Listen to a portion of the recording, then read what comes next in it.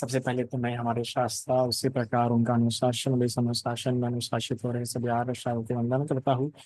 मेरे उपज है जिनके कारण से इस बुद्ध शासन में उपसंपदा प्राप्त नहीं वंदन और मेरे सभी आचार और कल्याण मित्र के प्रति मंगल कामना करता हूँ। वस्तु के अस्तित्व का सिलसिला पड़ा पुनर्जन्म से मुक्त हो रहे का ज्ञान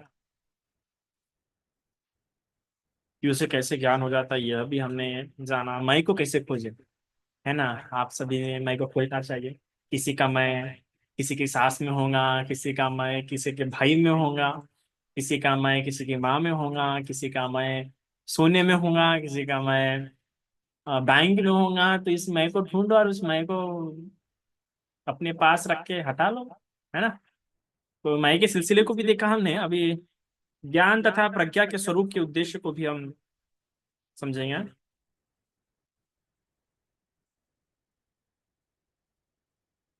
हाँ, ज्ञान तथा प्रज्ञा ये दो बड़े अलग अलग शब्द है और अक्सर हम साधारणतः इस शब्द का इस्तेमाल करते हैं। और ज्ञान और प्रज्ञा ये कई जगहों पे पाली साहित्य में भी पिटक है, वहां पे भी भिन्न भिन्न स्वरूप में इस्तेमाल हुआ है। इसलिए इसका महत्व समझना बहुत जरूरी है कि ज्ञान क्या है और प्रज्ञा क्या है ना। तो पाली में भी ज्ञान अलग शब्द इस्तेमाल हुआ, प्रज्ञा अलग शब्द हुआ। प्रज्ञा के आधार पर ज्ञान मिलता है, ठीक है ना। तो ज्ञान हासिल करना और किसको प्रज्ञा हासिल करनी है। तो सबसे पहले राजा बोला, बनते जिसको ज्ञान उत्पन्न होता है उसको क्या प्रज्ञा भी उत्पन्न हो जाती है ना। तो बड़ा प्यारा कहा गया है। हाँ महाराज, उसको प्रज्ञा भी उत्पन्न हो जाती है। बनते क्या ज्ञान और प्रज्ञा दोनों एक ही चीज है। हाँ महाराज, ज्ञान और प्रज्ञा दोनों एक ही चीज है। बनते यदि ऐसी बात है तो उसे किसी विषय में मोह मूर्ता रहेगा या नहीं। महाराज, उसे कुछ विषयों में मोह नहीं रहेगा और कुछ विषयों में रहेगा। किन विषयों में मोह नहीं रहेगा और किन विषयों में रहेगा। महाराज, जिन विद्याओं को उसने नहीं पढ़ा है, जिन देशों में वह नहीं गया है तथा जिन बातों को उसने नहीं सुना है, उन विषयों में उसे मोह रहेगा, ठीक है ना। एक अरहंत होने के नाते विषयांतर है, पर बता दूं मैं आपको, एक अरहंत को सब कुछ पता नहीं होता। एक अरहंत को सब कुछ उसी दिशा में पता होता है जिस दिशा में उसे अरहंत होने में सहायता होती है, और किसी और को उस दिशा में बता सकता है। आप एक अरहंत से अपेक्षा नहीं कर सकते कि उसको विश्व का सभी ज्ञान होना चाहिए। विश्व का पूरा ज्ञान इस बुद्ध को होता है, क्योंकि वो सर्वज्ञ होते हैं, उनके पास सर्वानुत ज्ञान होता है। पर एक अरहंत के पास पूर्ण रूप से ज्ञान नहीं होता है। पूर्ण रूप से अच्छी प्रकार से ज्ञान किसके पास होता है, पढ़े संवेदा मग अरहंत के पास। और उसमें भी जो सारी पुत्र होते हैं उनके पास अच्छा, और उनसे भी ऊपर बुद्ध होते हैं। पर यह भी इस प्रकार से नहीं होता, इनको भी उस विषय को जानना पड़ता है। ऐसा नहीं कि इनके मन में पहले से सारी इंफॉर्मेशन, सारी किताब, सारा सिलेबस रखा होता है। नहीं, वो उस विषय पे ध्यान करते हुए जानते हैं। पर फिर भी संभावना है कि जिस राष्ट्र में इन्होंने ये नहीं गए उसका इन्हें ज्ञान नहीं हो सकता। क्योंकि उन्हें अगर उसके विषय में सुना नहीं होगा, कभी गए नहीं होंगे, कभी देखा नहीं होगा, तो उनको उस विषय में ज्ञान नहीं होगा। तो जब ये अरहंत की बात है तो हम भिक्षु भी उसी प्रकार होते हैं कि ऐसा नहीं कि हम भिक्षु के पास हर चीज का ज्ञान होता है। अगर आपने हमें कोई बात पूछ ली और हमें उसका ज्ञान होगा ही होगा नहीं। हो सकता है कि हम अपने अनुभव के आधार पर दे, हो सकता है कि हमने कहीं पढ़ा है उसके आधार पर दे, या हो सकता है कि हमने किसी से समझा है उसके आधार पर, या आप भी थी। और हो सकता है कि अपने तर्क के आधार पर हम दे सकते हैं। पर जरूरी नहीं कि हमें सब कुछ पता हो। और हमें पता होगा तो उसका यही कारण हो सकता है कि हमने कहीं सुना है, कहीं से पढ़ा है, या किसी से जाना है या अनुभव किया। यही ज्ञान के साधन होते हैं। इसके अलावा कोई ऐसा नहीं होता है कि बाबा आंखें बंद कर ली और ज्ञान ऊपर से ऐसा डाल दिया गया। बुद्ध के पास भी ऐसा नहीं कि वैशाख पूर्णिमा के दिन ही पूरा ज्ञान डाल दिया गया। उन्होंने एक एक प्रत्ययों पे विचार किया, एक एक प्रत्ययों को देखा, और वो विचार ऐसे ही नहीं किया कि एकदम से बस विचार करने बैठे और सारा विचार रप रप रप रप रप रप रप आ गया। हाँ, वो विचार जो था उनके असंख्य जन्मों की जो पारमिताएं क्या जो पूरी की थी, वो पारमिताएं पूरे करते करते जो व्यवहार किया उन्होंने दूसरों के साथ, खुद के साथ, जो गुणात्मक जो गुणतापूर्ण का उनका जो व्यवहार था, परिवार के साथ, समाज के साथ, जिस वातावरण में रहा है उसके साथ, वो करते करते, और फिर जब उन्हें विशाख राज को सबसे पहले ही, इससे सबसे पहले उनको कुब्बे निवास, अर्थात कि सबसे पहले उनको पूर्व जन्म अपने पहले के जन्म ज्ञान, अपने पहले के जन्म देखने का ज्ञान प्राप्त नहीं हुई एकदम, अरे ये नहीं नहीं, उन्होंने स्टेप बाय स्टेप देखा, पहले तो पहले के जन्म देखे, तो जब पहले के जन्म में देखे तो गलतियां भी देखी है ना, नुकसान भी देखे हैं, परिणाम भी देखे हैं कर्मों के। तो फिर वो ने उसने एक आधारशिला रखी सोचने के लिए, फिर उससे एक नई आधारशिला निर्माण हुई, फिर उससे एक नई आधारशिला निर्माण हुई। इसलिए 3 प्रहर लगे बोधि प्राप्त करने के लिए, ये एकदम से नहीं आती है, वो जानते जानते होता है।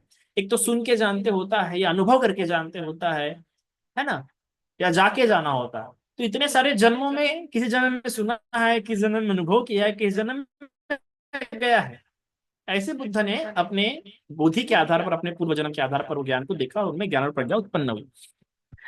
तो यह भी बताया गया है किस प्रकार से किन बातों का ज्ञान नहीं होता है, वो समझिए। तो इसलिए कई बार अगर हमसे कुछ विषय में पूछ रहे, शादी के विषय में पूछ रहे हैं, बच्चे के विषय में पूछ रहे हैं, तो वो ज्ञान तो सरल सी बात है कि हमने हमने तो अनुभव नहीं किया ना, हमारी शादी नहीं हुई है ना, बच्चे भी नहीं हुए हैं हमारे। आज का तो समय है कि बिना शादी के बच्चे हो जाते हैं, पर ऐसा तो नहीं है, क्योंकि हमें ब्रह्मचर्य का पालन करना होता है ना, और शीलों का ध्यान रखना होता है।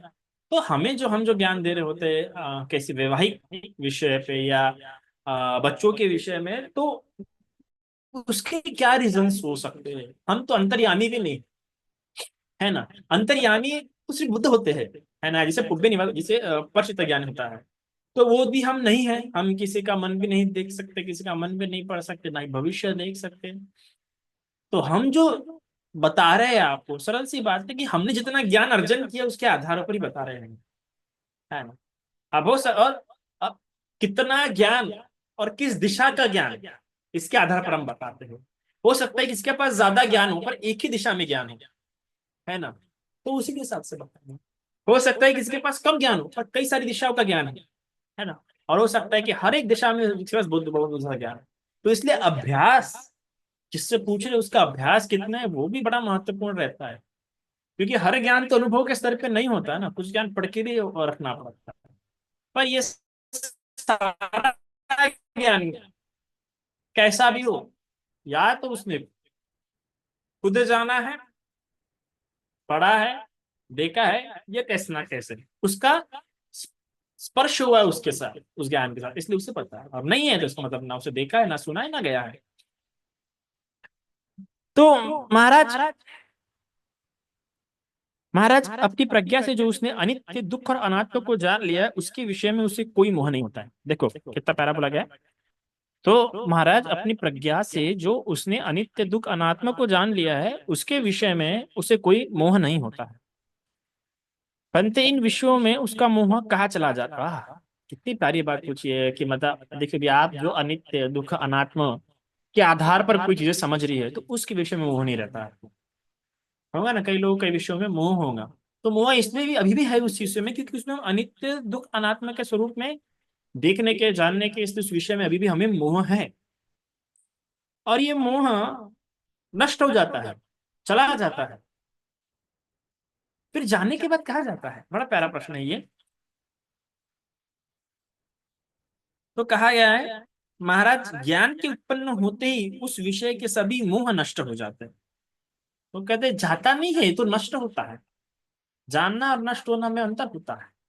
ठीक है, विपश्यना ज्ञान से नष्ट होता है, समाधि के ज्ञान से बस जाता है, दब के रहता है। तो याद रखना, जब समाधि उत्पन्न होती है आपको, तो नष्ट नहीं होता है, वो दब जाता है, और विपश्यना के ज्ञान से नष्ट होता है।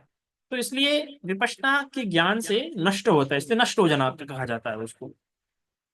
तो उपमा देके समझाया गया है। तो महाराज किसी अंधेरी कोठरी में कोई दिया जला दे, उससे अंधेरा चला जाए और उजाला हो जाए। महाराज उसी तरह ज्ञान के उत्पन्न होने से मोह चला जाता है। तो हम देखते हैं कि अंधेरा गायब भी हो जाता है। जो अंधेरा कुछ देर पहले वहां था, अब वो अंधेरा दिया जलाने के बाद नहीं रहता है, नष्ट हो गया, हट चुका है।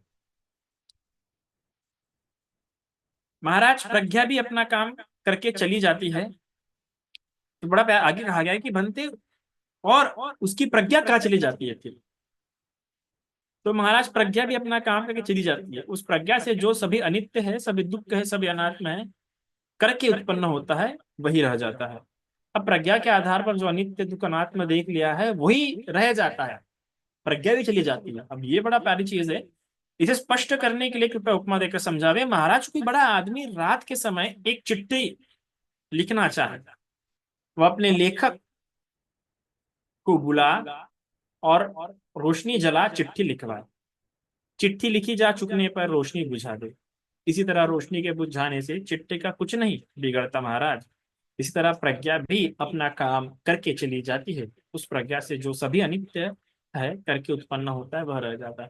देखो, प्रज्ञा आती है, प्रज्ञा जाती है। दिन है ना, 24 घंटे हमें प्रज्ञा नहीं रहती है। हम हर चीज को प्रज्ञा, कई बार होते हैं कुछ रिश्तों में हम प्रज्ञापूर्ण देख पाते हैं और कुछ कुछ रिश्तों में प्रज्ञापूर्ण नहीं देख पाते। फिर जिन रिश्तों में प्रज्ञापूर्ण देख पाते हैं, जरूरी नहीं कि उन रिश्तों में हमेशा हम प्रज्ञापूर्ण देख पाते हैं। कभी कभार जब प्रज्ञा नहीं, तब रिश्तों को प्रज्ञा से नहीं देख पाते हम लोग, है ना। जैसे कि अगर कोई रिश्ते में हम काफी अच्छे से रहे लंबे समय से, पर कभी कभार होता है कि उन रिश्तों को भी हम गलत समझना शुरू कर देते हैं। मिसअंडरस्टैंडिंग वहां पे भी है। तो जब मिसअंडरस्टैंडिंग क्रिएट हो रही है, इसका मतलब वहां पे प्रज्ञा नहीं है, प्रज्ञा चली चली जा चुकी है।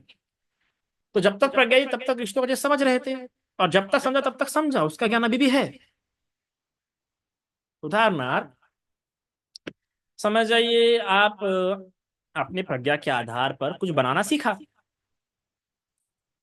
अब जो बनाना सीखा प्रज्ञा के आधार पर, अब तक प्रज्ञा इस्तेमाल की सीखने के लिए और सीख लिया। अब प्रज्ञा का इस्तेमाल नहीं करे तो क्या जो सीखी वो चीज है वो भी नष्ट हो जाएंगी क्या? नहीं, वो है। बस अब प्रज्ञा नहीं है तो कुछ और नया नहीं सीख पाएंगे, या जो चीज सीखनी है वो सीख नहीं पाएंगे। तो काम करने के लिए, सीखने के लिए, कुछ करने के लिए प्रज्ञा की आवश्यकता होती है, क्योंकि प्रज्ञा होगी तो और चीजें कर पाएंगे, और प्रज्ञा के आधार पर वो हमारे पास रहेंगी। प्रज्ञा के आधार पर जान के, प्रज्ञा के आधार पर सीखेंगे तो हमारे पास रहेंगे, ना रहेंगी नहीं वो चीज। कृपया फिर उपमा देकर समझावे। महाराज, पूरब की ओर लोग में ऐसा चाल है, सभी अपने अपने घर के पास पांच पांच पानी से भरे घड़ों को रख छोड़ते हैं। जो कभी घर में आग लग गई और पांचों घड़े उसके बुझाने में काम आ गए, महाराज, क्या वे लोग आग बुझ जाने पर भी घड़ों को काम में लाते रहेंगे? नहीं, घड़ों का काम तो हो गया, अब उसका क्या करना है। कितना प्यारा, कितना प्यारा कहा गया है कि देखो, जब घर बुझाने के लिए समझ जाओ, हम पानी रखते अपने घर के आगे में, है ना, तो किससे रखिए कि बाबा कभी आग लगेगी तो इसे आग को उस पानी से बुझा देंगे। तो जब आग लगी तो जो पानी रखा उस पानी से तो हम घर बुझा लेंगे, तो घर बुझ जाएंगे। तो किसके आधार पर बुझा है? जो पानी बाहर रखा हुआ है उसके आधार पर। वो तो जो प्रज्ञा रखी थी, उस प्रज्ञा के आधार पर हमने वो, अब वो पानी चला गया, पानी तो निकल गया, तो उसी प्रकार पर काम तो हो गया ना, घर तो बच गया ना। महाराज, जैसे यह पांच पानी के घड़े हैं, उसी तरह पांच इंद्रियों को समझना चाहिए। श्रद्धे इंद्रिय, वीर इंद्रिय, समाधि इंद्रिय, प्रज्ञा इंद्रिय। जैसे वह आग बुझाने वाले मनुष्य है, वैसे ही योगी को समझना चाहिए। जैसे वही आग है वैसे ही कलेश को समझना चाहिए। जैसे वह पांच घड़े से आग बुझाई जाती है, वैसे ये पांच इंद्रियों से कलेश के बुझाने को समझना चाहिए। एक बार कलेश बुझ जाने के बाद फिर पैदा नहीं होता है। याद रखिएगा, ये पांच इंद्रिया बड़े महत्वपूर्ण है। पांच इंद्रिया ही पांच बल है, और ये पांच बल ही पांच इंद्रिया है, भले ही अलग अलग तरीके से काम करते हैं, पर ये बड़े आवश्यक है। श्रद्धा, वीर्य, समाधि, प्रज्ञा, सत्य, ये बड़े आवश्यक अंग है। इस अंग के बिना आप नहीं कर सकते ना। आपको रिद्धि बल भी प्राप्त करना होगा तो ये अंग आवश्यक है, आपको निर्वाण भी प्राप्त करना है तो ये अंग आवश्यक है। हर जगह पे ये अंग आवश्यक है। इस इन इन अंगों के बिना अभ्यास के आप नहीं करके कर सकते, इवन अपने जीवन में ढंग से कुछ प्राप्त भी नहीं कर सकते आप। तो इसलिए पांच अंग बड़े आवश्यक है। तो अभी आप शीलों पर ध्यान दे रहे होंगे तो ठीक है, शीलों से आगे बढ़िए। अगर शीला जीवन में अच्छे से पालन हो रहे तो शीलों के आगे नहीं जाइए। शीलों के आगे है ये पांच इंद्रिय, ये पांच बल, इन पांच इंद्रिय और पांच बलों पे भी ध्यान दो अभी, कि मेरी श्रद्धा इंद्रिय, मेरे वीर इंद्रिय में कैसे मजबूत कर सकता हूँ, मेरी सती इंद्रिय में कैसे। शील मजबूत तो हो गए ना, जो उपोषित कर रहे हैं और बराबर नियमित स्वरूप से अष्टशील, अमावस्या, अष्टमी, पूर्णिमा को पालन कर रहे हैं तो ठीक है। अभी आगे बढ़ना, अभी इस पे फोकस करो कि श्रद्धा इंद्रिय कैसे बढ़ सकती है, प्रज्ञा इंद्रिय, क्योंकि जब घर जलेगा तो इसी घड़े से बुझाना है ना। शीलों से क्या, कब तक शील तो बचाने का काम करेंगे, तुम्हें कितना बचाने का काम करेंगे, पर आग बुझाओगे कैसे? जो घर को लगी आग है, और आग, उस घर में बहुत सारी चीजें हैं, बहुत सारे सामान है, बहुत सारे लोग फंसे हुए। तुम अपने आप को, अगर तुम्हें अपने आप को ही बचाना है तो उस घर को बचाना भी आवश्यक है, कि तुम्हारा से तो घर पे भी निर्भर है, वरना फिर से शुरू करना पड़ेगा। तो अपने जीवन में सिर्फ शील में अटके मत रखो, और शील में अटके होने के कारण से बार बार वही शुरू करना पड़ रहा है, आगे बढ़ ही नहीं रहे। तो इन पांचों इंद्रियों को भी बढ़ाओ, और इन पांचों इंद्रियों को कैसे बढ़ा सकते हो कि ये कार्य करके मेरी वीर्य इंद्रिय बढ़ सकती है, ये कार्य करके मेरी श्रद्धा इंद्रिय बढ़ सकती है, ये कार्य करके मेरी प्रज्ञा इंद्रिय बढ़ सकती है, ये कार्य करके मेरी सती इंद्रिय बढ़ सकती है, और ये कार्य करके मेरी समाधि इंद्रिय बढ़ सकती है ना। कहते महाराज इसी तरह प्रज्ञा अपना काम करने के बाद कृपया फिर उपमा देकर समझावे। महाराज कोई वैद्य 5 जड़ी बूटियों को लावे, उन्हें पीस दवा तैयार करे और दवा को पिला रोग को अच्छा कर दे। महाराज रोगी की अच्छा हो जाने के बाद फिर भी वैद्य उसे दवा पिलाना चाहेगा नहीं। तो जो दवा का काम होता है वो ठीक करना होता है, उसी प्रकार प्रज्ञा का काम ठीक करना होता है। जिस प्रकार जले हुए घर को बुझाना पानी का काम होता है, उसी प्रकार उत्पन्न हुई गलत बात को हटाना ये प्रज्ञा का काम होता है। आगे बड़ा पहला कहा गया है महाराज, यहाँ जैसे 5 जड़ी बूटियां उसी तरह 5 इंद्रियों को समझना चाहिए। जैसे वैद्य है वैसे ही योगी को समझना चाहिए, जैसे रोगी का रोग है वैसे ही कलेश को समझना चाहिए, जैसे रोगी है वैसे ही अज्ञानी जीव को समझना चाहिए। जैसे 5 जड़ी बूटियों से रोग दूर कर दिया गया, वैसे ही 5 इंद्रियों से कलेशों का नाश कर दिया जाता है। महाराज इसी तरह प्रज्ञा अपना काम करके चली जाती है भैया, है ना। महाराज को लड़का सिपाही 5 तीरों को लेकर लड़ाई में जाए, वो उन 5 तीरों को छोड़े और उससे शत्रु को हराकर भगा दे। महाराज शत्रुओं के भाग जाने पर क्या वह फिर भी तीरों को छोड़ना चाहे, मतलब फिर तीर छोड़ेगा क्या, नहीं ना। जिसके लिए चीर छोड़े थे छोड़ लिए। तो प्रज्ञा का काम होता है इस्तेमाल करना, है ना, और अपने वो इस्तेमाल कर लिया।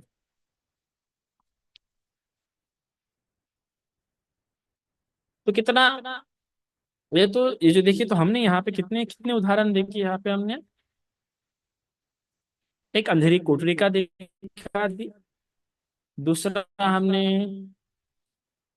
चिट्ठी का देखा, तीसरा हमने आग का देखा, चौथा हमने जड़ी बूटी का देखा, पांचवा हमने सिपाही का देखा। तो इसमें देखो हमें बड़ा कृत्य पता लगता है, कितने तरीके से कृत्य हो रहा है ना।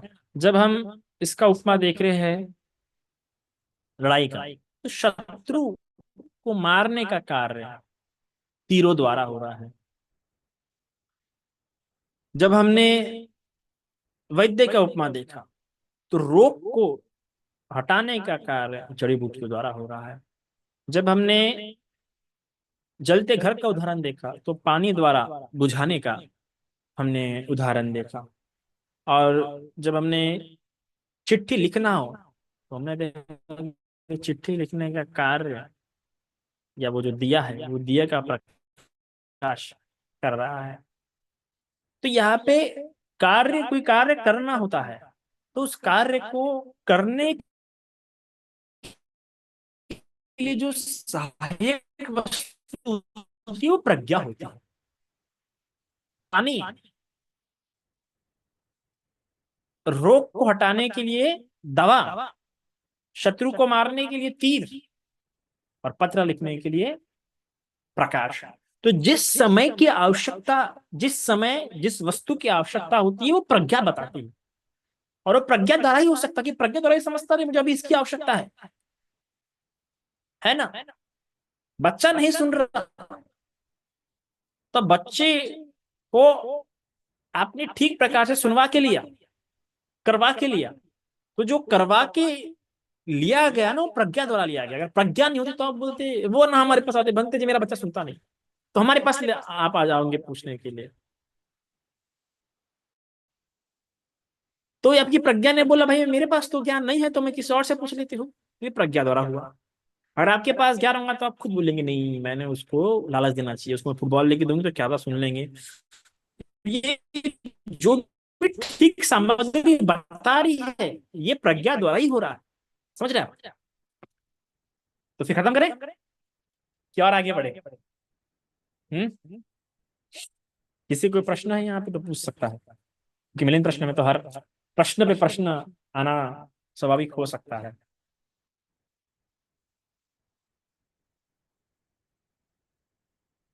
किसी का कोई प्रश्न नहीं है तो हम इसमें आगे बढ़ेंगे, अगर कोई होगा तो हाथ खड़े करे, नहीं होगा तो फिर आप, हम आगे बढ़ेंगे। तो कोई प्रश्न नहीं है, तो हम आगे बढ़ते हैं फिर। तो अरहंत को क्या सुख दुख होता है क्या? अरहंत को सुख दुख होता है?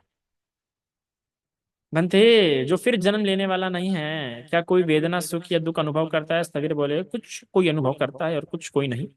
किसका अनुभव करता है और किसका नहीं?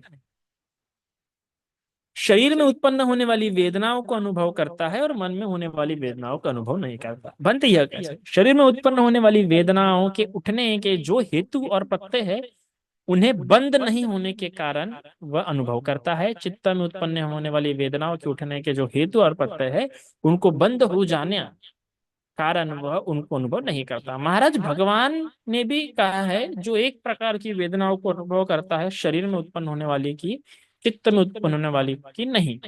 बनते वह दुख वेदनाओं को अनुभव करते क्यों ठहरा रहता है, अपने शरीर को नहीं छोड़ देता। महाराज अरहंत को न कोई चाह रहती है, न कोई बेचाह।